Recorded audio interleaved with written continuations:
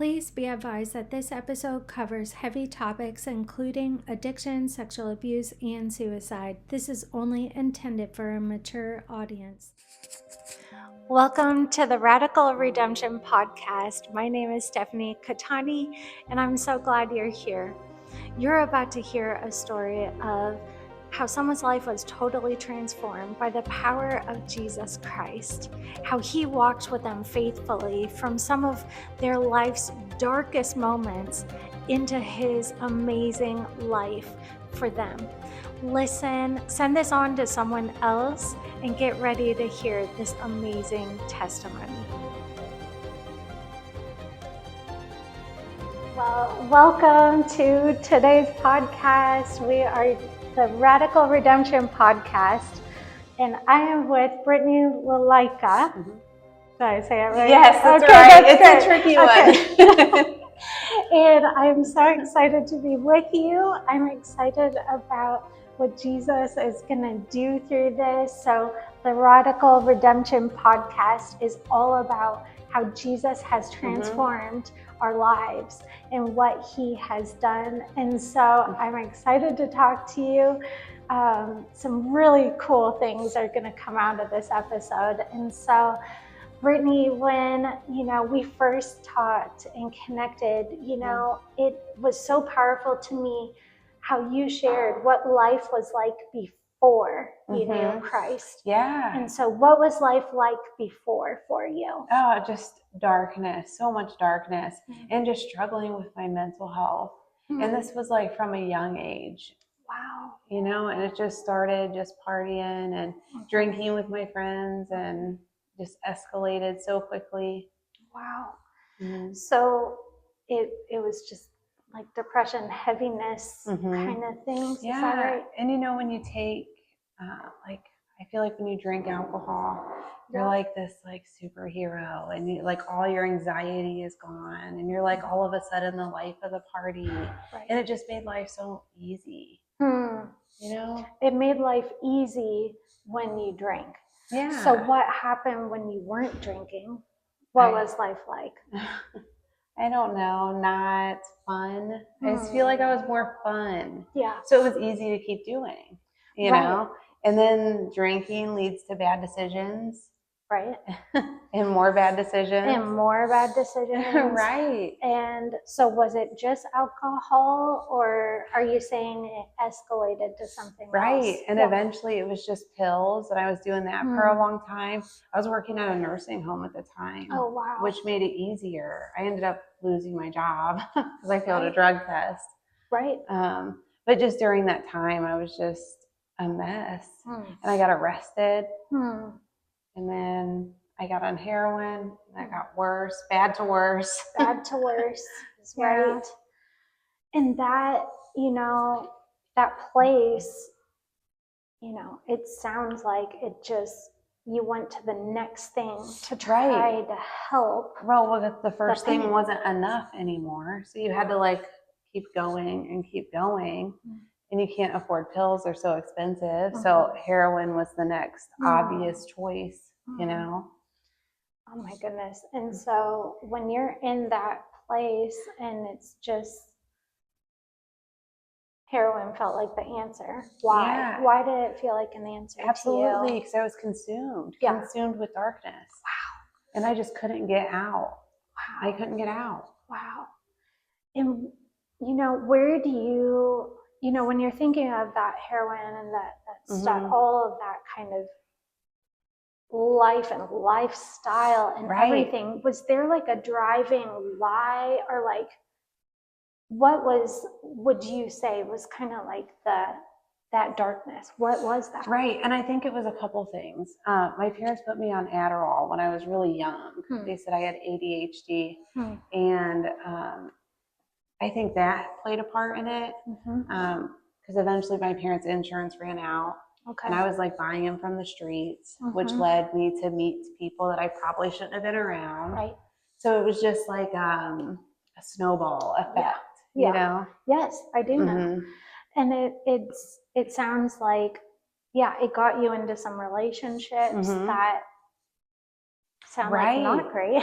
Right. Yeah. And I think when I was still on pills at the time, and I was in the most toxic relationship, but it wasn't toxic, like nobody knew about it. Like he took me to church every Sunday and every Wednesday. So he was like so pretty on the outside, but behind closed doors, these terrible things were happening. Oh, Brittany, I'm so sorry. And it's so twisted, right? Right. When I think of like the evil one, it's just like a little like this and then twist it a little differently, right? Exactly. And so in one instance, it looks like everything's good. Yeah. Right. But you're saying it was absolutely not. Right. And to the outside, we both looked like pretty people. Like we have it all together. And then behind closed doors, we were both a mess. Wow. You know? Wow. And he was buying my drugs this whole time, which made it easy. So I stayed with him for so long. Sure. You know? Because there were many layers to that relationship. Right. It sounds like. Yep. Yeah. So where did it go from there? So it sounds like it escalated even further compared, from us talking before. Yeah. And so, was it just feeling trapped? Was it feeling like you needed the next hit? Yeah. Like what was I don't think the driver? I couldn't not do drugs because I would be so sick. Wow. I would be so sick. Got it. Right. So it's like it wasn't fun anymore, but I didn't have a choice. I felt like I didn't have a choice. Wow. And this whole time, I'm an atheist. I don't believe in anything. Wow. And I'm sitting in church all these Sundays, just like drooling, nodding off. You know what I mean? And you just felt so physically terrible. Yeah. But so the lie was you had no choice here. Right. This was life. And then eventually it just kept getting worse and worse to where I couldn't hide it anymore from people. So I'm getting arrested for like theft and for possession. And I think I was arrested like 3 or 4 times. Sure. And I just remember withdrawing on the jail floor. Just so painful. It's so painful. And when that withdrawal happened, were you ready to be done, or did it bounce back more? I just couldn't get sober. I had never even, every time I've tried, the sickness just kicked my butt. And I was like, it's not even worth it. But I just couldn't get out. And I decided I didn't want to live anymore. Wow, Brittany. And I decided there was this one guy in town that sold like the strongest heroin. And I bought enough to last me a week. And I was like, I'm just going to take this. I wrote a letter to my daughter and put it on the nightstand. And I just shot it all up at once. And I just remember waking up and I'm like kind of crawling around, trying to like find my footing. And I keep hearing, you're worth more than this. You're worth more than this. You're worth more than this. And I don't know if that would have meant the same to anybody else, but to me, I was like, I'm worth. You know what I mean? Because I was feeling so worthless and down and discouraged and just surrounded by darkness for so long. Wow. So that same day I call rehab facilities and I try to get in somewhere and beds are taken everywhere. It was a struggle. And finally they had like this intensive outpatient situation. And I was like, sign me up. Sign, because I had like this urge that I like needed to get help because I shouldn't have survived that. No. And, when we talked before, too, you said it was like a level that it could have killed a horse or something. Right. I remember you saying that. Like, if I would have rationed it out, I would have been okay for weeks. Like, I shouldn't. You shouldn't have made it. No, absolutely not. Who was that said you're worth more than this? Well, at the time, I didn't know. Okay. And this is going to sound crazy. At the time, I wasn't sure. Sure. But it was just different. Right. And I just heard it in my spirit, which at the time I didn't believe I had a spirit. Wow. Because I would like argue with people like Jesus isn't real. Like this is scientific reasons why. Wow. This is not possible. And he's like, let me just talk to her. And he directly. He just showed up. Wow. Wow, Brittany. Oh my goodness. So you're trying to get into this rehab center. Yes. And what happened? So it was like 3 hours a day, 3 times a week or something. And then I had like this group therapy that I did. And so I don't know, I'm going there for a long time. And I don't know, I feel like the Lord keeps showing up during this time. And it's like the people I run into. And like, I'll just get in my car and like, Christian music's playing. I don't listen to Christian music at the time. It's just on your car. Right? And it's just like, keeps like coming, like all these different things. And I'm like, okay, maybe there's something here. But let's back up. Before that, I had to lay and withdraw for weeks. I don't think I've ever been that sick in my life. And I think in my early recovery, that was like the one thing that kept me sober early on, is because I was scared to death to be sick again. You didn't want to be sick again. Oh, awful. Wow. It was terrible. But anyway, I start this drug and alcohol counseling, and I'm in it for months. And this whole time the Lord is like chasing after me, and I can like start to feel him. And I'm like, okay, maybe I was wrong. Maybe I was wrong. Maybe there's something or someone here. Right. Wow. So I go to my pastor, because I told you, even though I was on drugs and didn't believe, I'm still sitting in church service. Yes. You know? Right. And he gives me like a journal, and it says like some scriptures in it. And I just remember one of them was, I can't even think of it now. But it was very short. And I remember opening the Bible for the first time, and I'm like, what is going on here? I didn't understand anything it said. Okay. And I'm like, how am I supposed to like get to know if this Jesus is even real? Right. If I don't even know what this book says. If I can't even discern this book. Exactly. So what helped you start walking that out? Okay, so I was talking about how like all the best worship happens in the car. Yes. So at this time, I know like Jesus is real, and I can feel his presence. Wow. And I just remember being in my car, and I'm just worshiping. Wow. And I'm just, before that, I'm working so hard, right? Because I know Jesus, I have salvation now. Right. Okay. Right. And I'm just working so hard. So you're striving? Yes. Working? And I'm like trying to like earn my forgiveness. You know what I'm saying? Which sounds silly now. Right. But at the time, that is a very real space. Right. And it's such a lie. Yeah. So I was working so hard, and I was exhausted. And I was just in my car, and I'm like, Lord, I just surrender everything I am, everything that I've done, and I repent and I surrender. And just everything was like, okay, I can breathe finally. You know what I mean? It's so powerful because he says his yoke is easy and light. Yes. And burden is light. And so if that is true, yet we are working hard to strive and fight our way into his presence. Yeah. There's something missing. Right. And that's what I was missing. And I feel like, I don't know, when I just gave it to him, everything got so much easier. And I remember going to counseling, because my only identity, you know, for the past however months has been, hi, my name's Brittany and I'm an addict. And the Lord showed me my identity. And I'm not an addict. No. I'm a new creation. No, that's amazing. That's incredible. So I had to go back to counseling, and I still went for a couple weeks, and eventually I'm like, I'm done with this. Yeah. I'm done. And everyone's like, you're going to relapse. You can't drop out. You're never going to make it. And I'm like, listen, I'm delivered from this. Wow. You had a certainty. You knew that he had done a massive work. Right. And I could feel that as soon as I surrendered everything to him. And it's just like, Lord, whatever you want of me. Wow. Wow. And so it also sounds like you had a hunger. Yes. So that, you know, turning your heart to him and how he intersected your life. So you shared one of the stories at one point of how he intersected your life when you were first ready to get sober. If you remember, it was someone who was a professional. So tell that story, because he intersected your life so tangibly through people. So the Please tell me more. Oh, I forgot about that. Yes. Okay, so tell this part because yes, I forgot about that, and I feel like I skip a lot of steps of like. And that's okay.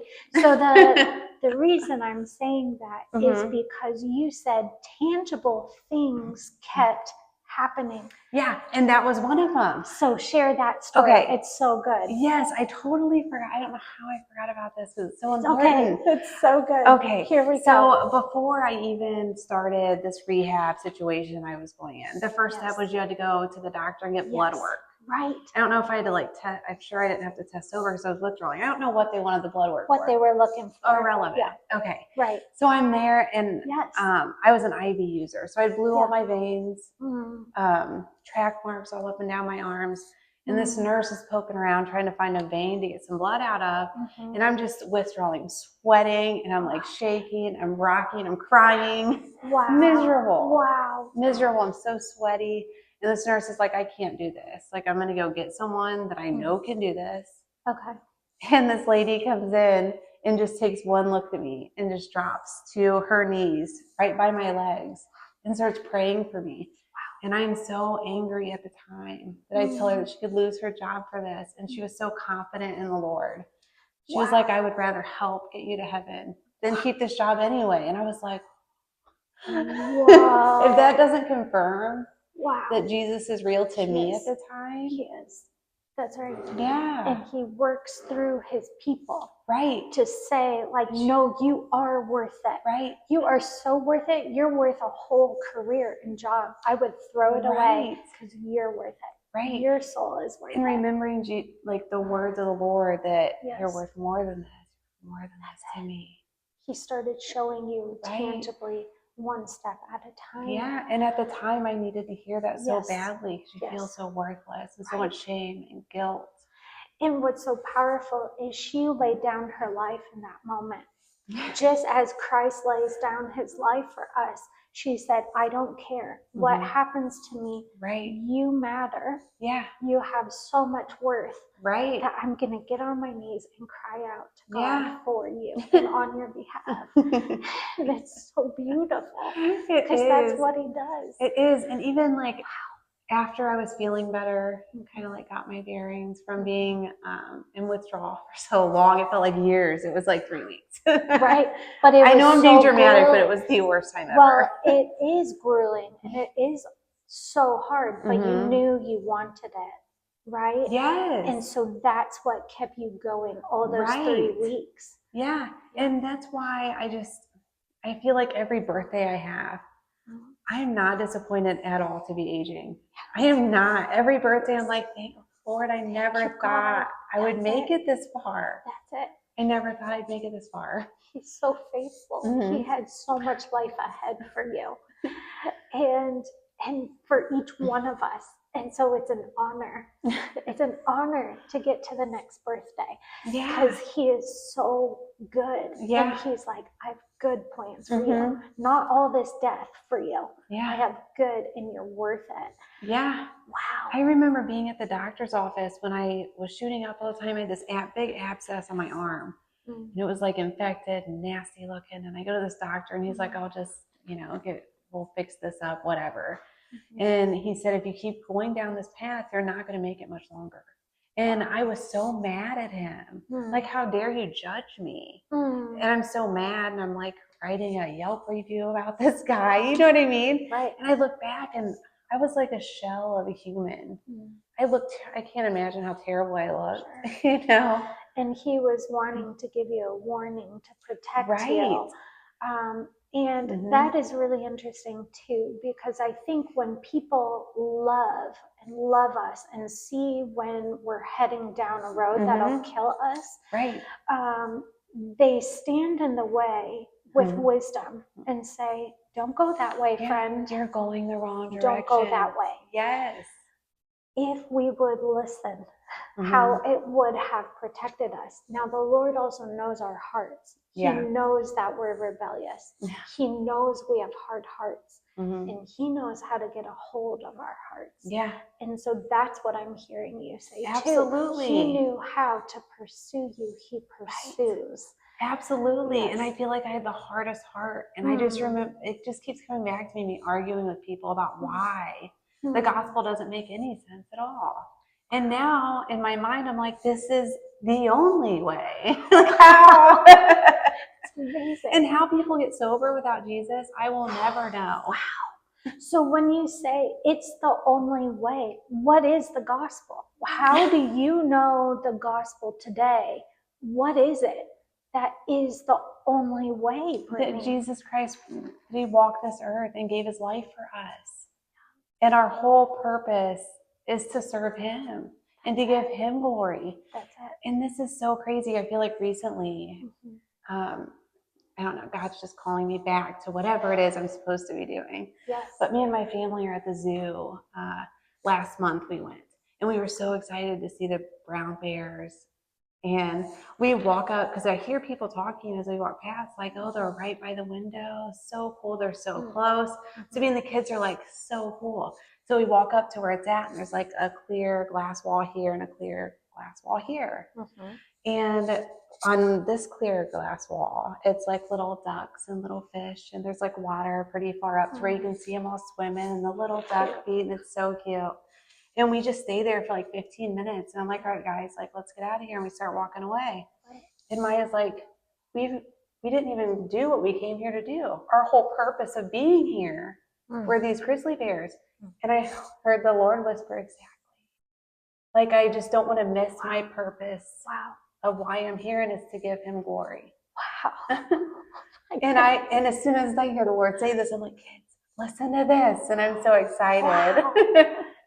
So our whole purpose of being here is for the main event, which is our Jesus. Exactly. Wow. To serve him and give him glory. That's it. Through everything that we do. That's it, Brittany. Can you ever imagine that you'd be sitting here saying that when you were in the depths of despair you were in before? No. So what is this that we're talking about? If I can tell anybody struggling, it doesn't have to be like this, that you have value in his kingdom. Yes. You have value to him, and he can use you, and he will. And he will. He will do it. He is faithful and just to do it. Yes. And we can grab on to that he does not stop. He pursues to the point that it's like he is kind and he is gentle, but he is persistent. Yes. He is faithful to the point that we can hear him and come into union with him. That we are whole and that we can see our own value.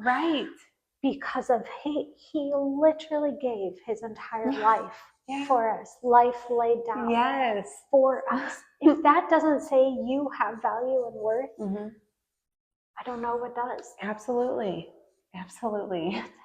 So this is the main thing. This is why, this is the whole reason you're here and you're supposed to be here. So tell me about that journaling and identity. And it sounds like such lies of worthlessness was there. Because that's what you hear all the time. And when you're in darkness, I feel like the enemy's so strong, and he's telling you that you're not worth anything and you'll never be anything. Why are you even here? You're not helping anybody. And you're devastated all the time, and you're broken. Why are you here? So he's taunting. It sounds like he's taunting with the lies. That what's even the point? Exactly. And to get to know Jesus and to know that I'm loved and that I'm a new creation and that the old has died. And I used to identify like that. Like, I am an addict. I'm not. No. I'm not. I'm delivered is what I am. That's it. You are delivered. You are whole. You are healed. You are worthy of this wonderful, wild, beautiful life he has for you. And it has been. That's amazing. So what, let me ask you this. When you come to him now, what does it sound like? Him as in Jesus Christ, the Holy Spirit, the Father. What does it sound like? If we heard what you just said, the enemy taunts, with worthlessness and you have no value and worth, then what are you hearing from the Father? Right. Now, what does it sound like? That I was created with a plan and a purpose for my life. And then he formed me in my mother's womb. Come on. And he's so holy and he's so good and he's so gracious. Wow. He's so holy. He's so gracious. And peace. And peace. What about the peace? Tell me about that. I've never had this before. Wow. And the closer I get to him, the more peace I feel. Peace when I shouldn't feel peace. Like chaos everywhere. And I just feel this like peace inside myself. Wow. And that's from him. It's him. Because it's supernatural. That's it. Because how could we go from chaos? How could we go from that torment to perfect? That it doesn't peace. matter what's going on around us. That we have that. Yes. And one of his names is Prince of Peace. Yes. And that's what I hear you saying. Yes. It's like he is that authority. So when peace comes, it's him. And so when we don't have peace, it's like, wait, something's at work here. Yes. That is not you. Right. King Jesus. Yes, absolutely. Wow. And as you're talking, I'm just reminded of walking through a healing journey myself. And the thing I keep saying is, it's quiet now. Yes. There's peace now. It's quiet within. And to me, that means he's here. It's beautiful. The King is present. He says our bodies are the temple of the Most High God. Yeah. Our physical bodies. And so when peace is there, it means the King is home. The Prince of Peace is home. Yes. And that's what I hear in what you're saying. He's here. Yes. The Prince has taken residence where he is supposed to be. Yes. And therefore praising him because life is peaceful now. Yes. And I love that you use the word quiet. Yes. Because that's how I feel. And I feel like something the Lord keeps saying to me recently is activated. And I feel like a ton of people are getting like activated right now for the kingdom. Yeah. So it's very exciting. So tell me about that. When you hear activated, well, at first I was like, is this for me or is this for everybody? And this was like a couple months ago, and I'm like, I don't know yet. I'm just going to keep it to myself. And that word keeps coming up in my life. Activated. Yes.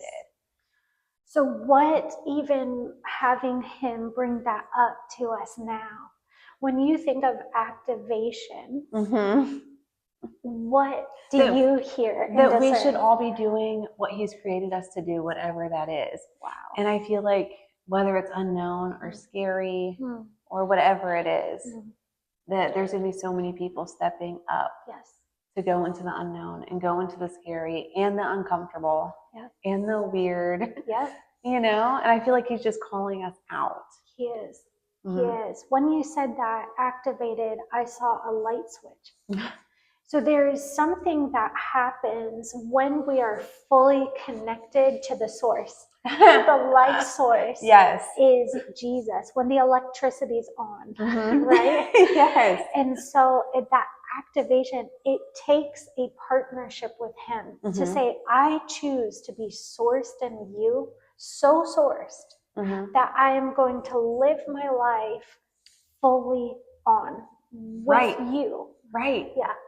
Like it doesn't matter what it looks like. No. Obedience. Yeah. Obedience is a better word. And so the blood speaks a better word than all depression. Yes. Jesus Christ, his full body given for us, King of Kings laid down for us. Yeah. Then once we take part in that and say, your blood speaks a better word for us than any addiction, than any brokenness, than any torment. Authority. His authority of his life laid down. And so that is the source we're talking about. When we say we choose that source, King Jesus, that is a better source than me giving to myself. than me trying to figure it out by myself. Mm-hmm. I have someone I can come to, plug into, and walk in obedience of what you're calling me to do. Right. Wow. I just don't know how people make it. And I think about that all the time. Like, how did I make it so long? I mean, I was miserable. Yeah. I think that's right. I just don't know how people make it. Yeah. Without Jesus. I need Jesus to do everything. That's it. I mean, I needed Jesus to get here today. Yes. And it took obedience for you to come here today. It took obedience for you to say, all right, this may be really hard for me to even get here. Right. But I am choosing you. I am choosing you as my life source to obey and give this testimony. Right. And like I was telling you, he's been like with me all week. Wow. You know, my whole schedule and the revival. And it's just, he's just been with me all week to prepare me for this. He's just so faithful. He's orchestrated. Right. Our days, our lives, our times are in his hands. Yeah. And when we take ourselves as queens or kings off the throne, put him on the throne, then he can order our lives. I love the way you put that. Yes. That it's peace and it's not strife. Right. The striving goes. Right. When we say, okay, I want your way. Your way is better. Yes. And I feel like at first I drove my husband crazy because I'm happy all the time. I just always have this smile on my face. And even if I'm having the worst day, I am just like happy to be here. Wow. And I always make jokes like living on bonus days, but like I'm just happy to be here. He redeemed all things for you. And I hear there's such a joy. Yeah, I have so much joy. I think that's one of his markers. I really think that's one of his markers is when we have joy in our lives. And so for so long, I would go to the Lord. This was years ago, but I would go to him and be like, I have no joy. What is this? And that's when I was striving. Yeah. That's when I was trying to pull myself up by my own bootstrap and straps and try to basically redeem myself by myself. But not in your own strength and his. That's it. And so when I finally surrendered everything, like you're saying, a joy came. Yeah, and life got a lot easier. So when life is hard now, because life still lives, what do you do now? Like before, of course, the drugs were whatever were a part of coping. So what is your playbook now? What has he shown you? The people that are around you, the people you surround yourself with. There's ladies from the church. I have family members. And not even that, just praising. I don't care what kind of day I'm having. I don't care what is going on. Right. I will be in my car with some Brandon Lake. Wow. I don't mind me. Some fire. Get some fire. You know what I mean? Just praising. Yes. And sometimes you don't want to praise. No. You know, you're feeling down and things are happening and everything feels heavy. Wow. But God. And you get into that worship. And what happens when you get into that worship? The Holy Spirit comes and just everything feels less heavy and everything's okay. Peace and quiet. It's peace. Yeah. I wonder if giving him that praise takes, and I know it does, it removes all of the fighting that is in the heavenlies over us. And it gives Jesus authority to move. Yeah, exactly. Because he's the only one that could do it anyways. Right. What do I think I'm going to do? Fight down these things myself? Absolutely not. Right. I'm going to praise the name of Jesus, the name that's above every name. Yeah. Because depression will try, anxiety will try, confusion, frustration, strife within relationships will try. But what I hear you saying is you get right into worship. Yes. You let the worship do the warring. Yeah. Because your eyes are fixed. Yes. So now it doesn't matter. It doesn't matter what happens. Wow. in this life. It doesn't matter as long as I'm serving him and giving him glory. Wow. Which is incredible. No longer are you bondage. Yes. Talk about it. Tell us about it. So what is that bondage? And it wasn't, I feel like after I got saved and after I surrendered, the Lord was working on me for a long time because I had to let some things go. Yeah. Unforgiveness, that is so hard. It is so hard. Tell us about it. And what was that like? Well, when I look back, there's just some people that I'm like, I can't get past this. Like they hurt me terribly. They hurt my daughter terribly at the time because I wasn't the most present mom when she was younger, you know. And I just feel like it's the Lord showing me that I can let it go. I can forgive because it's not my place. It's not my place to hold all this anger, and that's not what he wants for me. He doesn't want me to be wounded and walking around with unforgiveness in my heart. That's not what he's called me to. You know? So I also think about self-forgiveness. Oh my goodness. What has that been like for you? That took the longest, I feel like, because you're so shameful at first because you're just coming out of this. So it's easy for me to say, 9 years ago, I struggled with heroin, because that was 9 years ago. Yeah. But when you're distance. Right. But when you're newly sober, you don't want to tell people that because you're embarrassed. So how did he lead you to be able to have self-forgiveness? What did he show you? That I keep going back to this, but I'm a new creation. And I feel like it was me realizing that I used to be this person. Yeah. But now the old has died. Yeah. And now this is who I am. And then I start walking in purpose. That's it. The old is gone and the new has come. Yes.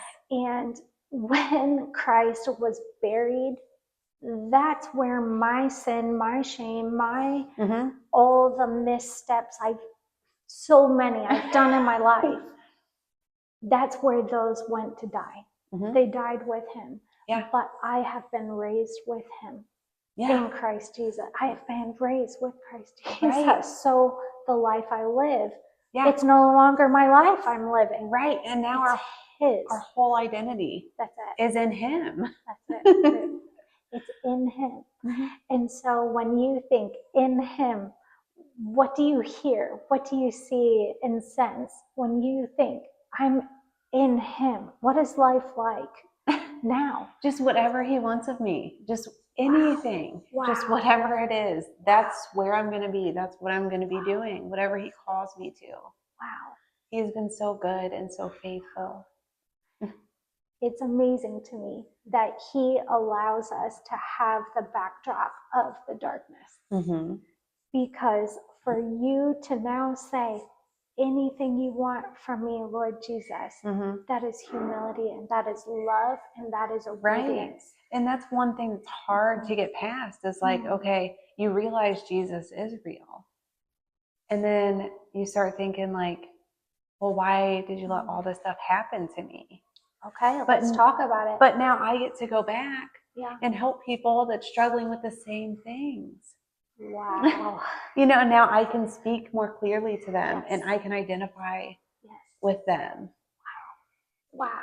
So you can identify with them. You can love them. Right. And with understand. The eyes of him.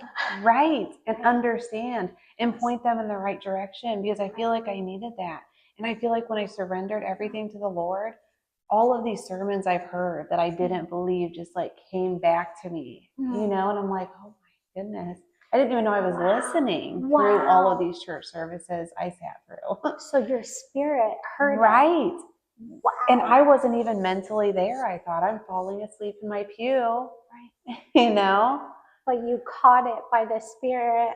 Yeah. So that all came bubbling up for you. So one thing that came from that terrible relationship is we did go to church and all of that did sink in. Isn't that amazing? Yeah. I think of that, how he says his word does not return void.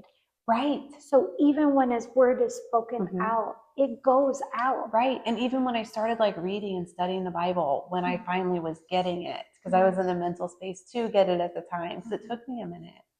I feel like I would read things and I'm like, I've heard this. And I would like know things about it. Because even though I was sleeping in the pew, it was sinking in. Because this was years. I was going to church for years like this. Wow. So the word sounded familiar. Absolutely. Wow. Absolutely. Wow. Isn't that amazing? It is. He didn't waste any of that. Right. Yes. Yeah, he didn't waste any of that. I love how you said that. Yes. He didn't waste any of that. And I think every single one of us have a soul, have a spirit, so that when we're hearing all this, we're like, there's something they're saying about this that's true. Right. I can't discern all of it yet. I don't understand all of it, but I know there's some truth there. Right. I need that. And I know, because we are soul, because we are spirit. Yes, we're physical too, but it is our body. We know that these things are true. Yes. That's how he made us. His literal DNA is within us. He's our creator. We need him like we need air. We need him because he's our creator. That's it. And everything he says about us is true.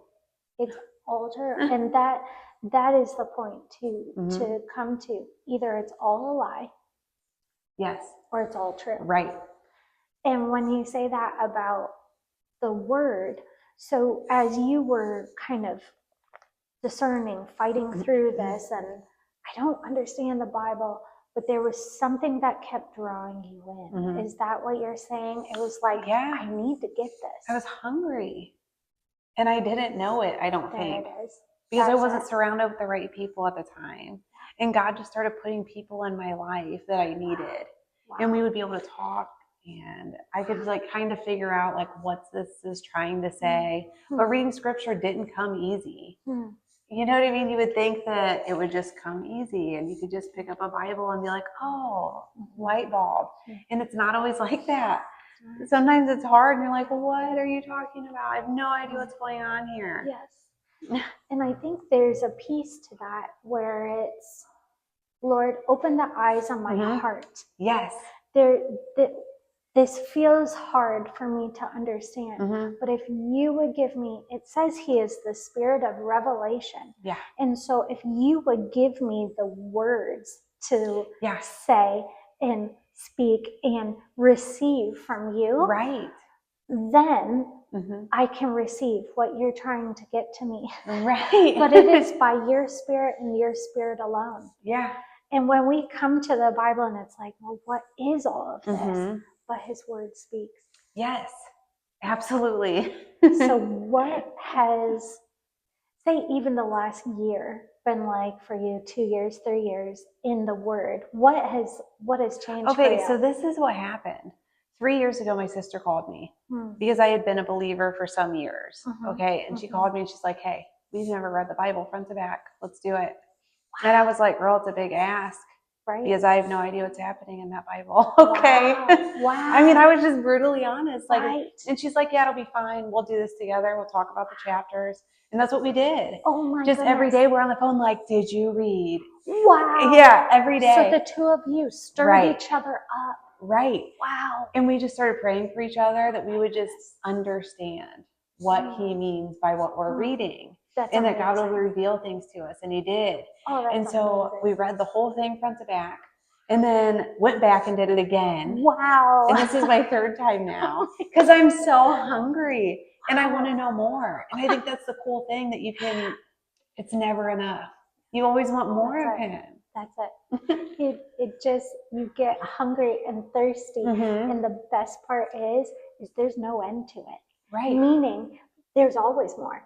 There's always more he wants to deposit on us and give to us. Right. And it's in his word by his spirit. And you just want more. Yeah. Once you have tasted and seen that he is good. Yes. It's like, oh, I have to have more of that. Right. And it becomes insatiable. It does. Like, I have to have more here. Yeah.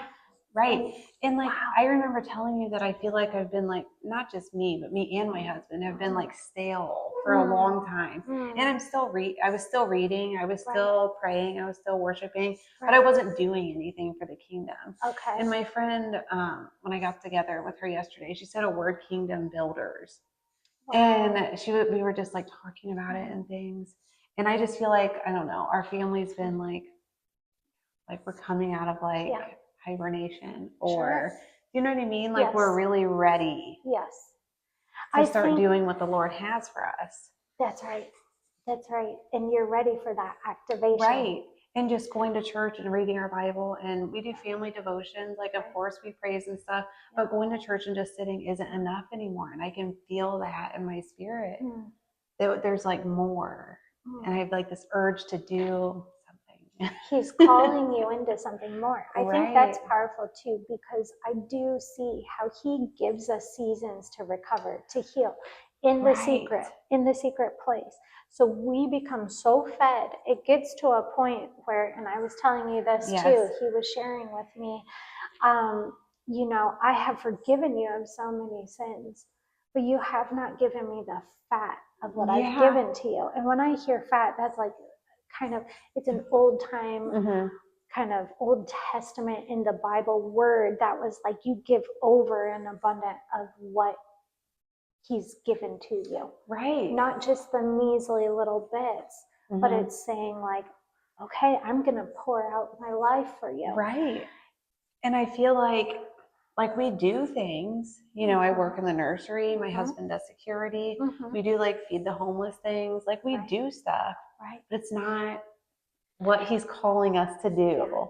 Yeah. He's gonna emblaze you guys, you know, to the point, and you'll know exactly how and when and what way. And that's what's so powerful too, is he calls us into new seasons long before it's time. All we know to do is start preparing our hearts. Right. And just be like, all right, when I hear it, I'll know it and I'll walk in it. Right. But the best part is he gives us a purpose, not just redeems us of every sin we've ever had, not just refill us and make all things new. Then he says, I'm going to send you out. And I'm going to give you a work to do that looks like me. And as you walk it out, you're going to look like me, not just partner, but I'm going to make you like me so many will come. That he keeps molding us to look more and more like him. That's it. Yes. That's it. I mean, the potter, you know, and the clay. And we're the clay, Right. The clay is sometimes molded and has to be worked with before a potter can actually make that beautiful. Right. And you said that earlier, preparing. That's right. He's preparing people right now. And that's how I feel. Yes, he's preparing. And we're ready to say yes when we hear it. Right. And obedience speaks a better word than comfort, even comfort or self-protection. And it's like, no, you're ready to do a thing. Right. And also he gets us ready. So we're not walking out of step with him and but when he says it's time, then we go. Right. Yes. And I love that you said a season of rest, or is that what you said? And recovery. Yeah, that's it. And I feel like that's what was happening. And I feel like the Lord was calling us a while ago. And we were like, no, we're going to keep doing nothing, basically. You know what I mean? I sure do. And then he would call us again and we would feel like we're supposed to be doing something. And we would just say, no, I'm okay right here. Right. And now finally. Yeah. Finally, he toes us up to the line to be like, is this a yes or is this a no? Because he does value our yeses and nos. Right. That's a powerful thing to me, is he never forces us, but he does tell each one of us, today, this day, you choose. Right. You choose to follow me, or you're choosing yourself in a different way. You're even choosing comfort, a God, a smaller God of comfort than all I have in mind for you. Right.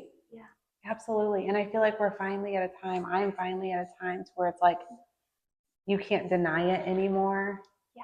You know, that's like before I'm like, maybe I feel that, I'm not sure. Right. And now it's like undeniable. Now you're ready. For whatever. So what's so powerful is that you're ready to say yes. You're ready to obey. and he loves that heart. And, you know, it's going to be exciting to watch what he does in your life, in your husband's life, in your family. He's building kingdom families now. Yes. So that we're ready to go and build. And his timing is perfect. He makes all things beautiful in his time. That's a scripture and one of my life scriptures. And so you will know the timing and you'll step into it. But he waits for our yes because he's a gentleman. He's kind. He's gentle. That is a part of his nature. Right. But he's persistent. Yeah, it reminds me of I stand at the door and I knock. In Revelations, if you open the door, that's what I keep thinking the whole time. Is that he's just knocking at the door of our heart, and we just have to open up to him every day. That's it. Like, what do you want from me? Where do you want me to be? Where do you want me to go? Who should I talk to? That's right. That's it. Yeah. And everything is surrendered then to the will of God. So then he can move. It's like we get ourselves out of the way. We get comfort out of the way. We get all these things. Right. And it says, I choose your will because it's better. Right. And my human self, I want to be comfortable. I want to be in my comfort zone. I want to just go and sit and leave and go on about my life. Right. You know, my human self, my flesh. That's right. But I don't live in the flesh. I live in the spirit. And there's so much more. There's so much. Because I can feel it. There's so much more. Yes, that's it. And he does. He stands at the door, like you said, and knocks. And so each one of us get to choose this day. It says, choose you this day. You know, will you open that door? Right. Or will you keep it closed?